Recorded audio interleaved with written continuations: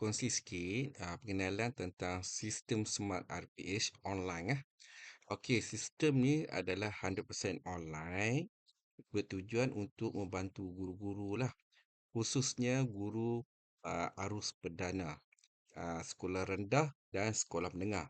Apa yang ada dalam sistem ni dan apa yang cikgu dapat? Okey, sistem ni unlimited subjek lah ataupun RPA kecuali subjek agama, PAI dan prasekolah lah. Unlimited template penulisan RPH mengikut pendekatan terbeza. Maksudnya, dalam sistem ni dah ada template yang disertakan sekali mengikut pendekatan terbeza. Tak perlu nak, kalau ubah pun sikit-sikit lah. Kemudian boleh tukar tambah subjek bila-bila masa walaupun jadual berubah-ubah. Okey, walaupun jadual berubah-ubah ataupun kita belum tahu subjek apa yang kita nak ajar tahun depan ataupun mungkin ada subjek baru yang akan kita dapat contoh pada bulan depan atau pada bila-bila masa lah. Jadi tak perlu risau tentang penulisan subjek-subjek yang kita tidak biasa.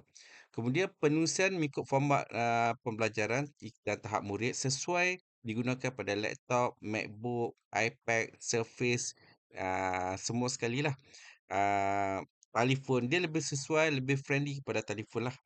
Kemudian dia boleh dicetak, disimpan dalam delima, boleh menggunakan penghantaran link delima KPM.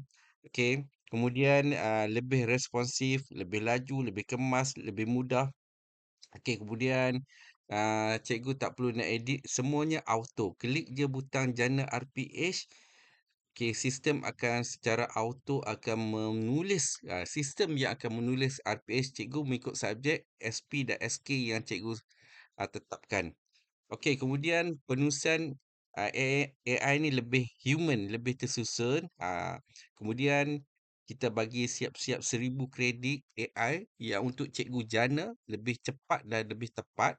1 kredit lebih kurang 1 RPH.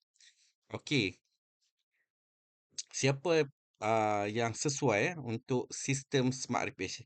Yang pertama sekali yang sibuk tak sempat nak menaik panjang-panjang, nak penulisan RPH yang lebih nampak profesional dan berkualiti, nak kerja lebih sistematik dan cepat, nak RPH siap tanpa stres. Guna telefon je. Cikgu berada kat padang ke, tengah hantar budak main bola ke, rugby ke, hanya menggunakan telefon, klik ya button, siap RPH cikgu.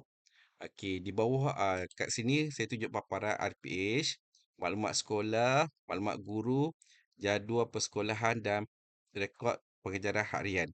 Cikgu klik yang pada RPH, cikgu boleh klik butang tambah dan ada satu butang yang best ni jana RPH. Apabila cikgu dah setting semua tahun subjek yang diajar SKSP, sistem akan tulis RPH cikgu ke semua ni ah, objektif, kriteria kejayaan dan aktiviti dengan cepat dan tepat.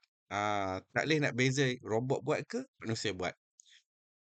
Tujuan dia untuk memudah cikgu yang sibuk sekarang ni. Okey, itu saja pengenalan tentang Smart RPA. Sekian, terima kasih.